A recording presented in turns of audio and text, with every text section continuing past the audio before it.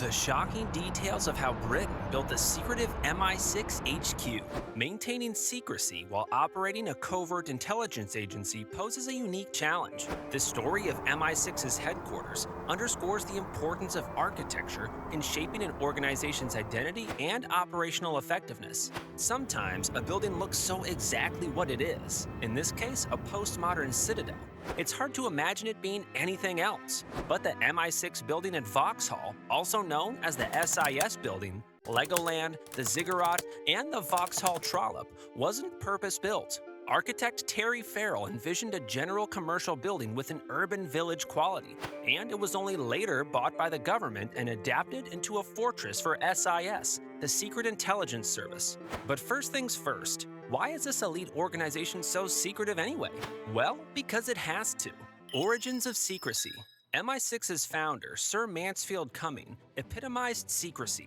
The building that initially served as his office was inconspicuous, bearing the title Messrs. Racing, Falcon Limited, Shippers and Exporters. This mundane facade allowed the organization to operate in plain sight while fulfilling its covert activities. Cummings' commitment to secrecy extended to extreme measures, such as concealing the location from his superior, the Director of Military Intelligence. As the Cold War dawned, the limitations of operating from commercial spaces became evident. MI6's need for secure and discreet operational environments led to a shift in strategy. The service moved to locations like St. James's and later Century House, which, despite their disguises, failed to provide the required security. By the 1980s, Century House's compromised security demanded a new headquarters. Regalian Properties plc proposed a solution, a development on the south bank of the Thames. This marked the beginning of a pivotal transformation in MI6's history.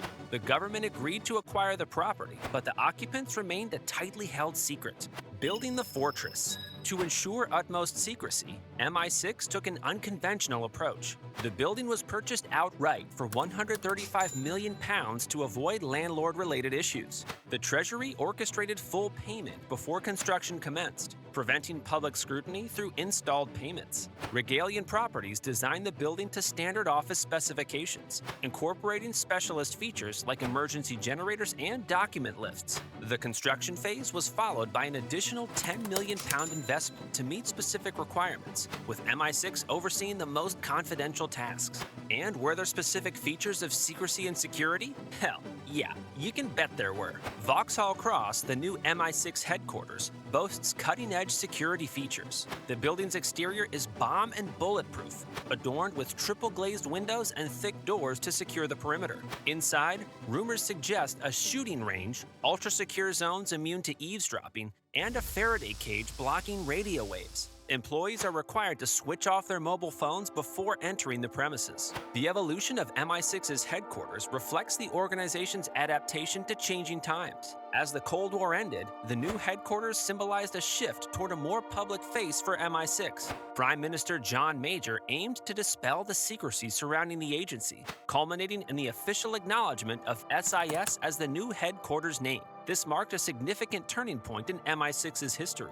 Beloved of spy writers, the headquarters on the south bank of the River Thames has become one of London's most famous postmodern buildings. Its distinctive green and cream facade, an homage to Art Deco, makes it stand out even on the grayest of London days. As one would expect of the headquarters of British espionage, the building is equipped with state-of-the-art security systems, and not even a fly can infiltrate it. Since it opened, the building has excited controversy, becoming loved and loathed in equal amounts. It has also received criticism because it stands out so blatantly.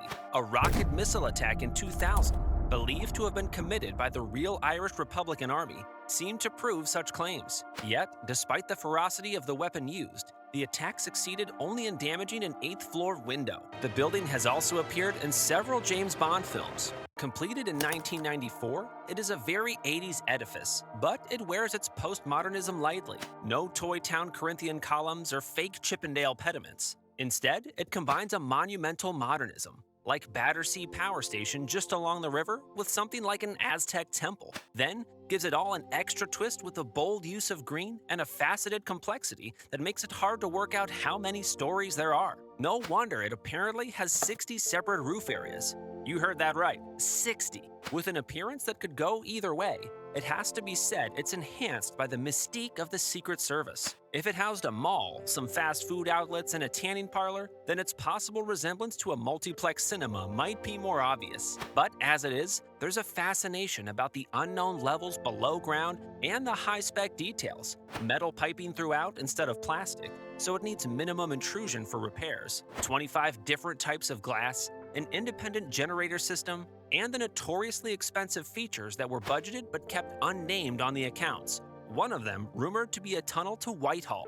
The expense and ostentation were widely regarded as a public relations disaster, and Babylon on Thames reflects the changing face of British intelligence. At one stage, MI6 knew where Osama bin Laden was, but they were unable to share this information with the Americans, lest they should take him to America, where he might face the death penalty or be otherwise mistreated. In 2013, the whole building was lit pink for breast cancer awareness. As mentioned earlier, it has also starred in several James Bond films, sometimes under explosive attack, and there is a pleasant pub facing it on the North Bank, the Morpeth Arms, with a themed spying room upstairs. The role of MI6. Like in the movies, the work of spies, covert operatives, and elite secret soldiers is often hidden in the shadows, but it is an important part of how Britain has fought conflicts and tackled threats at home and abroad for decades. But did you know that before MI6, there was MI5? Unlike other European powers, Britain entered the 20th century without a secret police force. However, in 1883, the London Metropolitan Police had formed a special branch to combat Irish nationalist terrorism. Despite being understaffed and with limited powers, its duties expanded to include the monitoring of suspicious foreign nationals and political extremists. Fears of foreign powers such as Imperial Germany and Russia gripped the nation, and the British authorities ordered the creation of a security service to combat an espionage offensive. Then, on October 1st, 1909, the War Office's Secret Service Bureau began its work. It soon developed home and foreign sections, which became MI5 and MI6. The purpose of MI5 was to protect Britain's secrets, while MI6's task was to find out the secrets of potential enemies abroad. The home section was a small unit but achieved rapid success. By the outbreak of the First World War, it had assisted the special branch in the arrest of 12 German spies. Karl Hans Lodi was the first German spy discovered by MI5 during the First World War. German intelligence had sent Karl Lodi, a naval reserve officer, to the United Kingdom in 1914, where he failed to pose as an American and began to attract suspicion. Lodi was placed under surveillance, which hindered his attempts to contact his controllers, and on October 2, 1914, he was arrested in Ireland.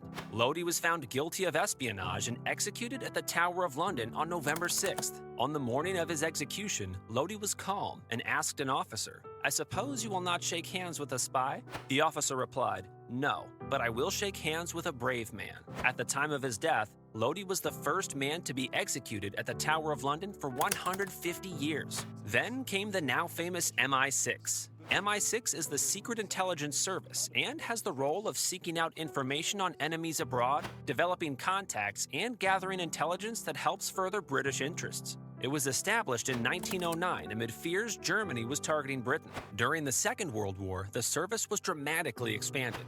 Olaf Reed Olsen, a Norwegian who resisted the Nazis as soon as his country was invaded and was forced to flee, was recruited to MI6 to provide important intelligence about the activities of the Germans. He was parachuted back into Norway with a mission and supplies provided by MI6. And his wartime actions earned him medals, including the Distinguished Service Cross. The work of MI6 was a closely guarded secret. Its role and very existence was not officially recognized until the Intelligence Services Act of 1994. On the MI6 website, the service says more recent successes have gone unnoticed, but that it is playing a major role in safeguarding the country's people and interests. Secret communications. Throughout history, governments and military commanders have tried to keep their communications secret by the use of codes and ciphers. At the same time, the interception and decoding of enemy messages has been of paramount importance. The development of cable and wireless communications made messages more secure, but methods of eavesdropping soon developed,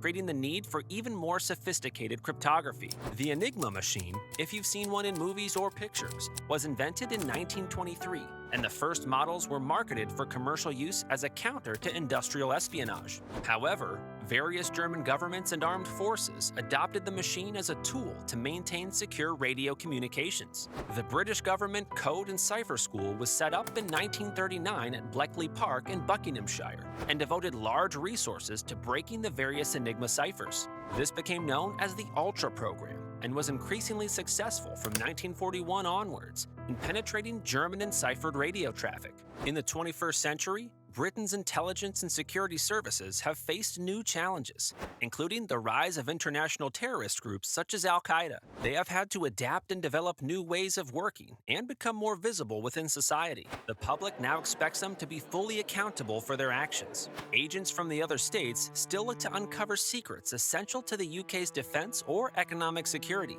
Countering this threat remains an important aspect of the security services remit. Signals intelligence remains a key part of today's secret war. Special forces also continue to play their part. In recent conflicts in Afghanistan and Iraq, they have deployed alongside conventional troops. Today's armed forces also include specialists in intelligence gathering and analysis, surveillance, and electronic warfare. But all this begins and ends at the secretive MI6 headquarters in London.